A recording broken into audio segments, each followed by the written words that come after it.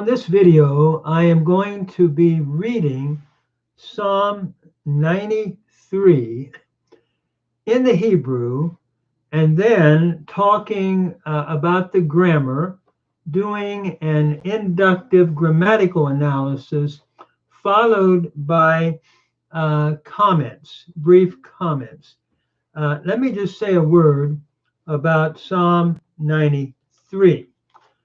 Some apply this psalm to Israel after they come out of Babylon, and this psalm is written to praise the majesty of the Lord and what he has done. Other earlier Jewish sources applied this to the Messianic days and the final establishment of Messiah's kingdom. In the New Testament, this psalm is alluded to relative to the marriage supper of the Lamb in the book of Revelation 19. What I would like to do is read the psalm in Hebrew and talk about the grammar as we go through it. By the way, just to read a note on the introduction, I wanted to summarize what the Cohen had to say in the Sonsino commentary of the Bible. He said the psalm inaugurates a group ending with Psalm 100, which has as its theme the enthronement of God as King of the universe. The older commentaries give these psalms a messianic interpretation as relating to a reformed world in the future. And that would be my personal understanding in light of the New Testament in Revelation 19. Cohen then goes on. He takes a different view. A more acceptable view is that they originated at the return from the Babylonian exile. At the national catastrophe, God appeared to have abdicated. But now that a new era was opening for Israel, hopes took a wider sweep and looked for a reconstruction, not only of Zion, but of the universe as God's kingdom.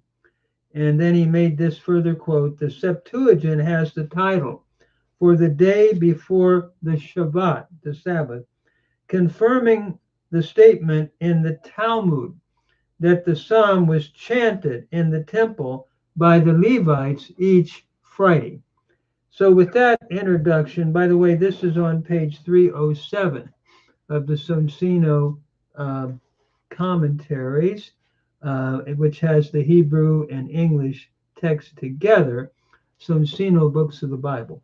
But let me begin and read the Hebrew and talk through it. Adonai Malak Geut Lavesh.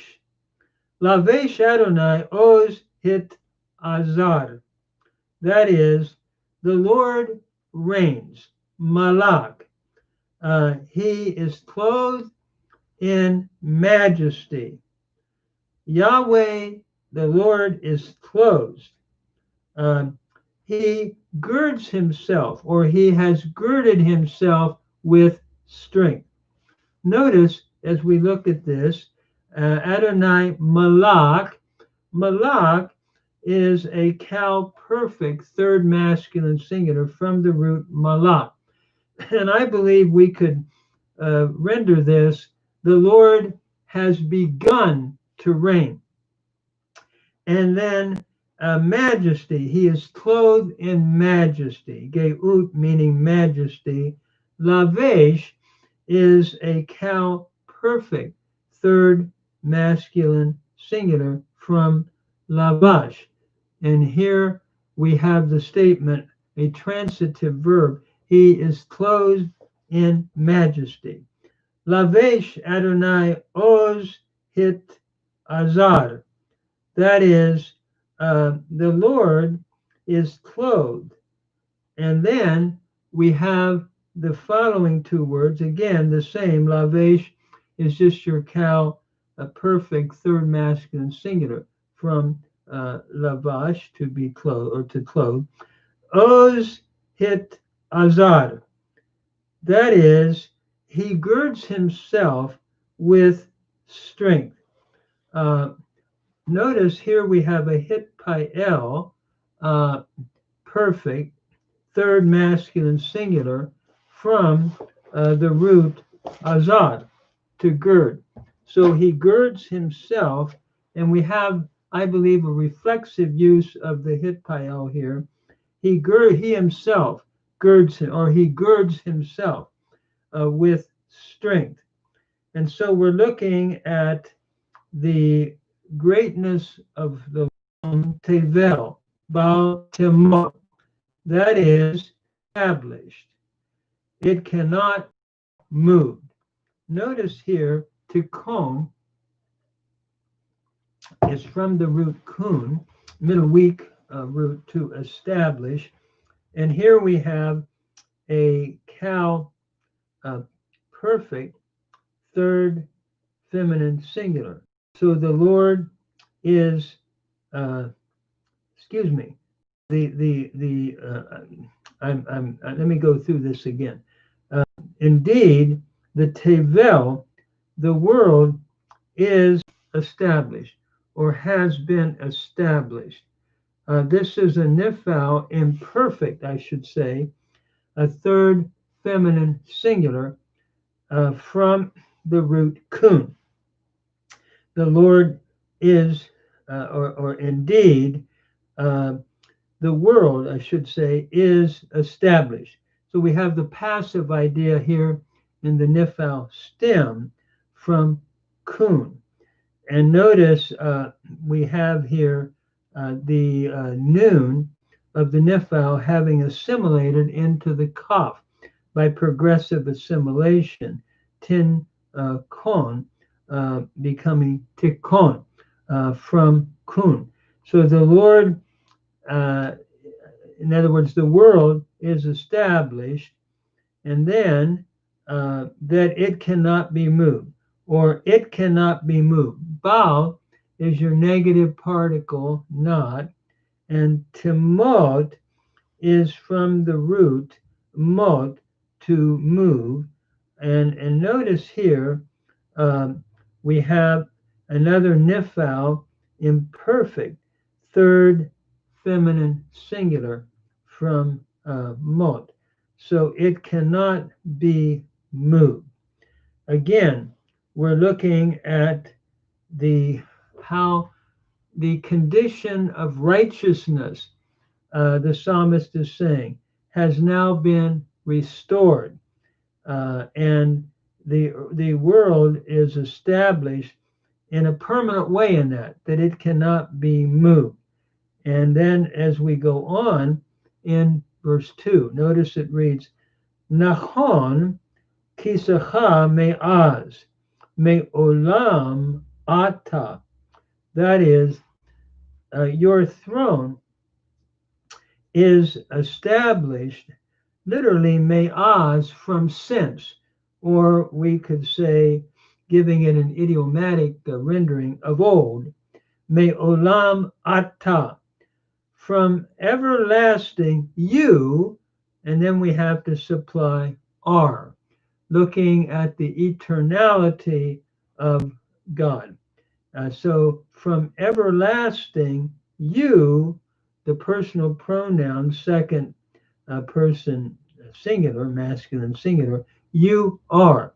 So you are eternal, and your throne is established from since, or literally we could say from old.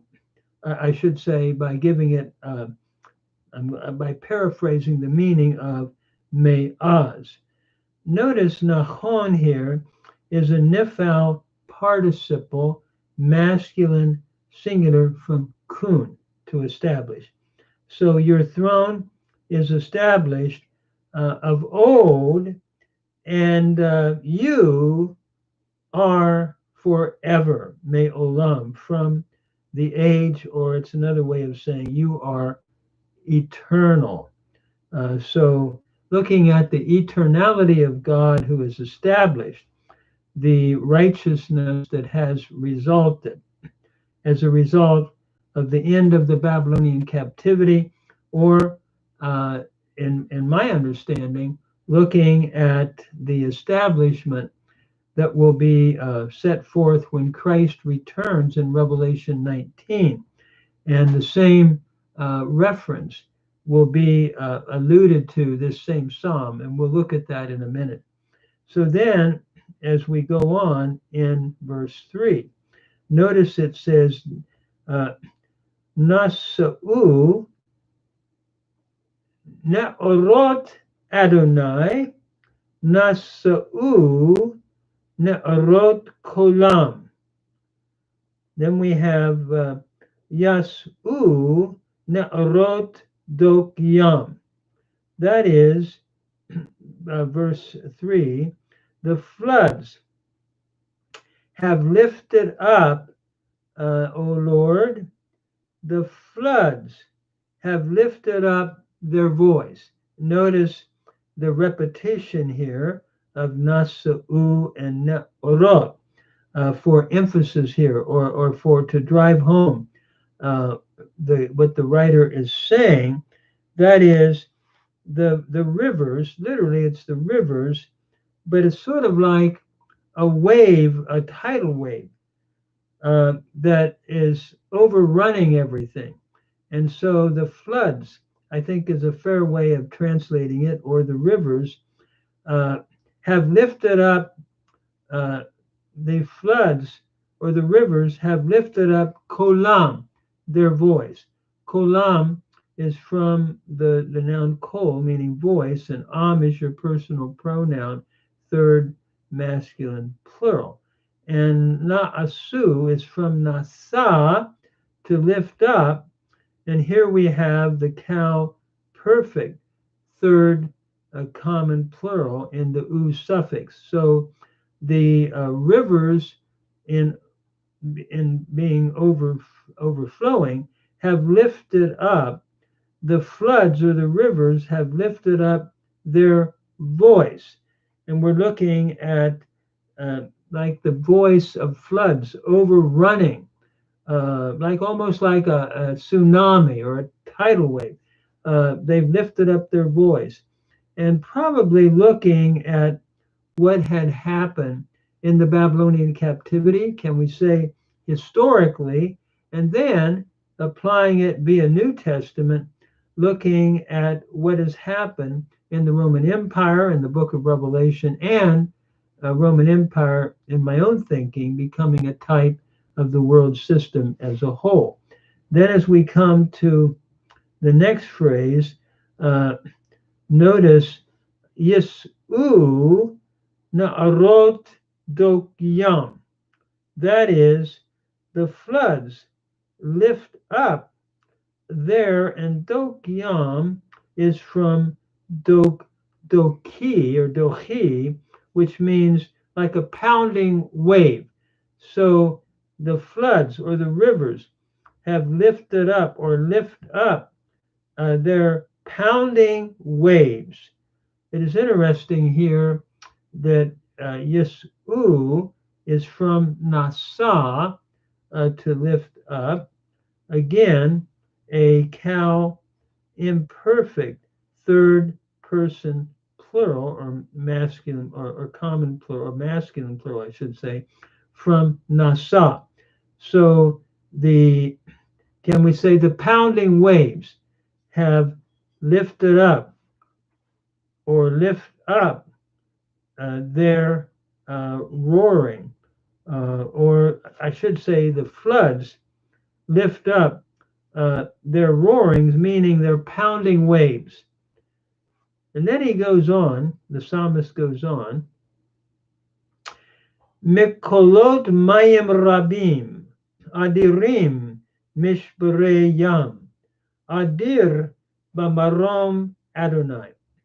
That is, from the or above, I'm taking the mem here, to render it above or from, and from meaning above in this context, I think, from the voices of many waters.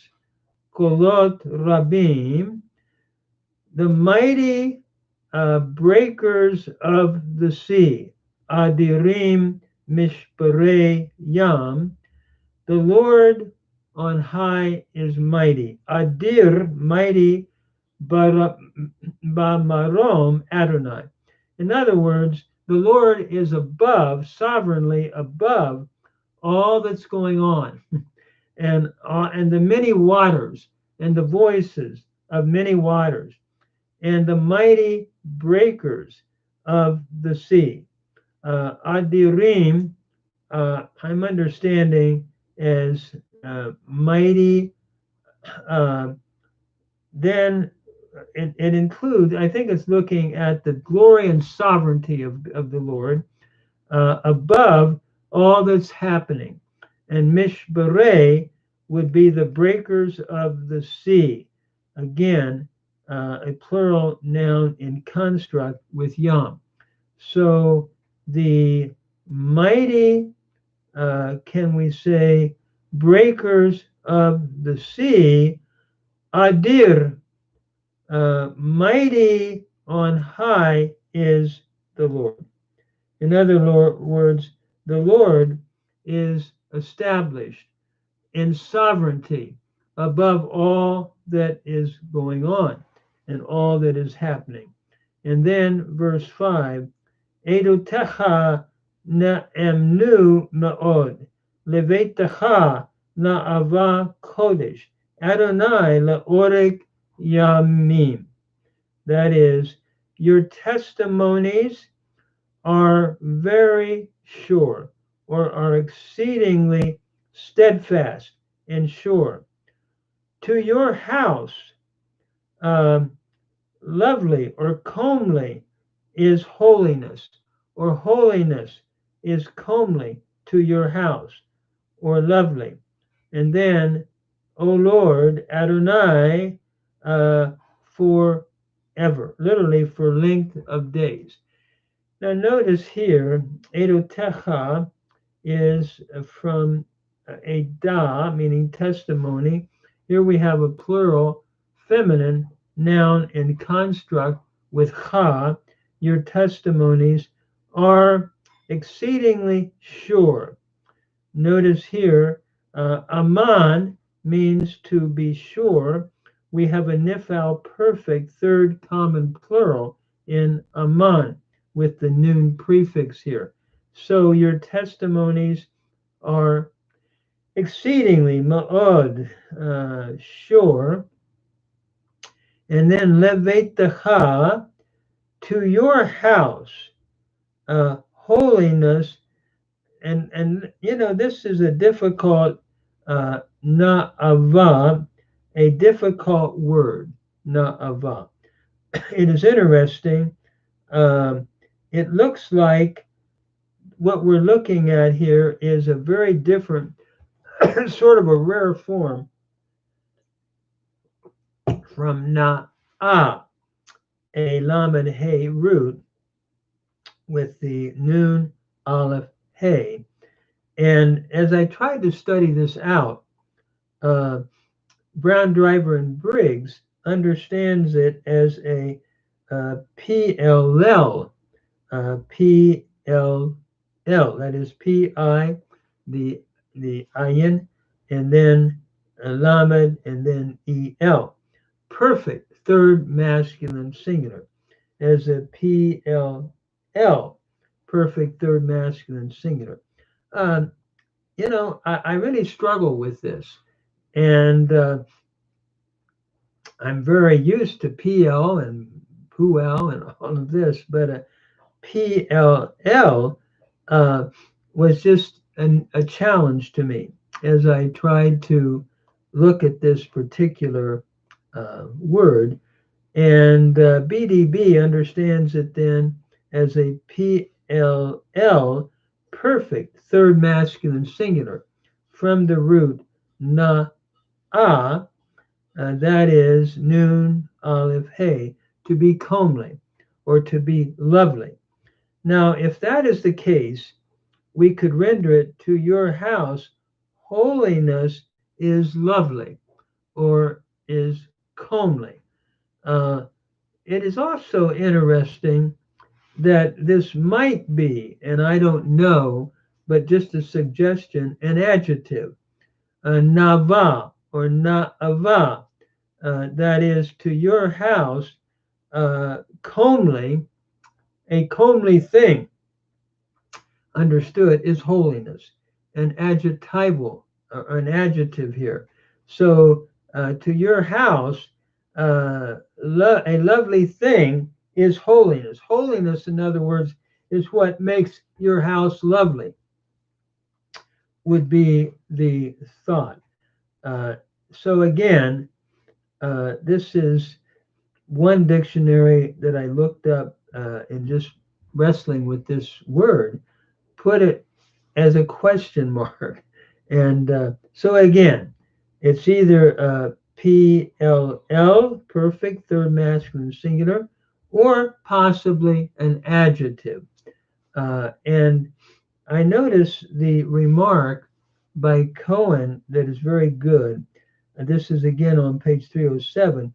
God's kingdom is governed by moral laws, which are very sure, firmly established, and unchangeable like himself.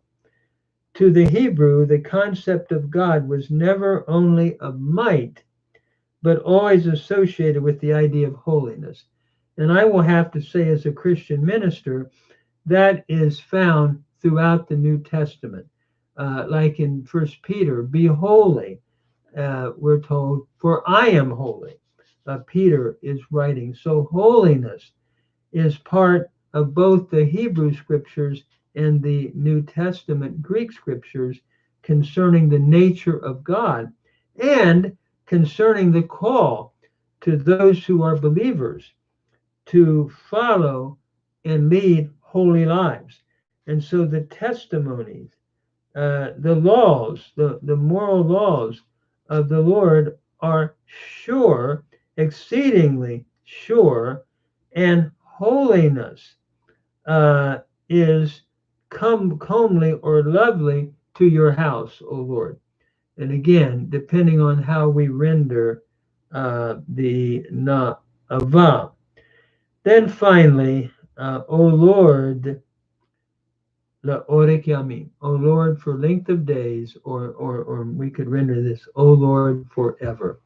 And as a New Testament, uh, loving the New Testament as a Christian minister, I was reading in Revelation chapter 19, verse 6, talking about the final marriage supper of the Lamb.